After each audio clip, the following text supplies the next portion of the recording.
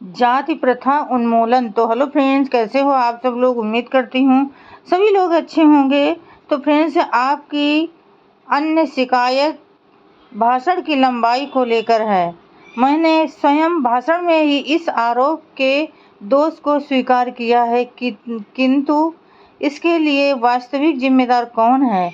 मुझे खेद है कि आपसे देर में संपर्क हुआ, नहीं तो आपको इस बात की जानकारी हो जाती कि मूल रूप से मैंने अपनी ही सुविधा के लिए एक संक्षिप्त भाषण लिखा था, क्योंकि एक विस्तृत शोध प्रबंध तैयार करने का न तो मेरे पास समय ही था और न ही शक्ति थी। मंडल ने ही मुझसे इस विषय पर विस्तार से प्रकाश डालने का अनुरोध किया था और मंडल ने ही जाति प्रथा के संबंध में प्रश्नों की एक सूची मुझे दी थी तथा मुझसे अनुरोध था कि मैं अपने भाषण में इनका उत्तर दूं, क्योंकि प्रायः इन्हीं प्रश्नों को मंडल तथा उसके विरोधियों के बीच विवाद में उठाया जाता है और मंडल को इनका संतोषजनक उत्तर देने में कठिनाई होती है। इस संबंध में मंडल की इच्छाओं की पूर्ति करने के प्रयास में भाषण इस सीमा तक लंबा हो गया है। जो कुछ मैंने कहा है उसे देखते हुए मुझे विश्वास है कि आप इस बात से सहमत होंगे कि भाषण के लंबा होने का दोष मेरा नहीं है। मुझे ये आशा नहीं थी कि आपका मंडल इससे इतना परेशान होगा, क्योंकि मैंने हिंदू धर्म के विनाश की बात कही है। मैं समझता था कि केवल मूर्ख ही शब्दों से घबराते हैं, किंतु ऐसा न हो कि लोगों के मन में कोई गलत धारणा उत्पन्न हो। इसके लिए मैंने इस बात को स्पष्ट करने का भारी प्रयास किया है कि धर्म और धर्म के विनाश से मेरा क्या अभिप्राय है। मुझे विश्वास है कि मेरा भाषण पढ़ने के बाद कोई भी व्यक्ति मुझे गलत नहीं समझ सकेगा। साथ में दिए गए स्पष्टीकरण के बावजूद आपका मंडल मात्र धर्म के विनाश आदि शब्दों से इतना भयभीत हो गया, इससे मंडल के प्रति मेरी श्रद्धा में कोई वृद्धि नहीं हुई। ऐसे व्यक्तियों के प्रति किसी को भी कोई श्रद्धा या सम्मान नहीं हो सकता जो सुधारक बनकर भी उस स्थिति के तर्कपूर्ण परिणामों को देखना भी पसंद नहीं करते। इन्हें अकेला ही चलने दो।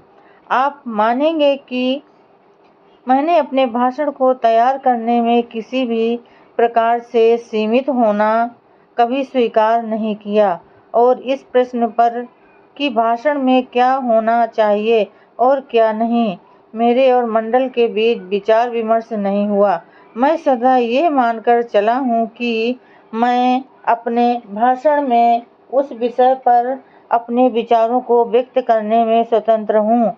वास्तव में 9 अप्रैल को बम्बई में आपके आने तक मंडल को ये पता नहीं था कि किस प्रकार का भाषण तैयार कर रहा हूँ।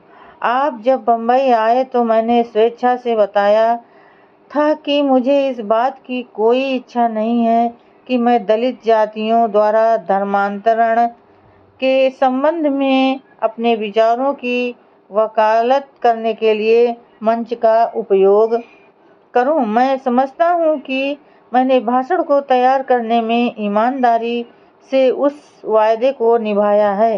अप्रत्यक्ष रूप से एक सरसरी तौर पर दिए गए इस संदर्भ के अलावा कि मुझे अफसोस है कि मैं यहाँ नहीं रहूँगा।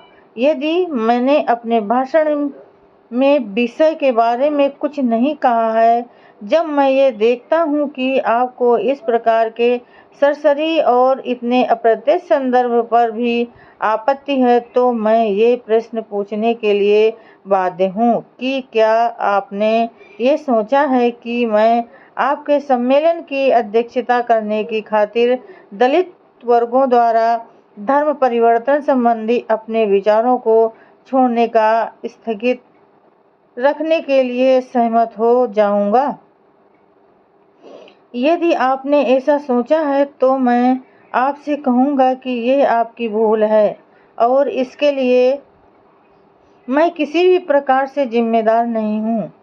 यदि आप में से कोई इस बात का संकेत भी कर देता है कि आप मुझे अप्रत्यक्ष चुनकर जो सम्मान दे रहे हैं, उसके बदले में मुझे धर्म परिवर्तन के अपने कार्यक्रम में अपने विश्वास का संत्याग करना पड़ेगा, तो मैं आपको स्पष्ट शब्दों में बता देता कि मुझे आपके द्वारा दिए जाने वाले किसी सम्मान की अपेक्षा अपने विश्वास की कहीं अधिक परवाह है। तो फ्रेंड्स, आज के लिए बस इतना ही। कल फिर मिलेंगे अगले नए वीडियो के साथ। तब तक के लिए फ्रेंड्स, जय भीम, नमो बुद्धाय।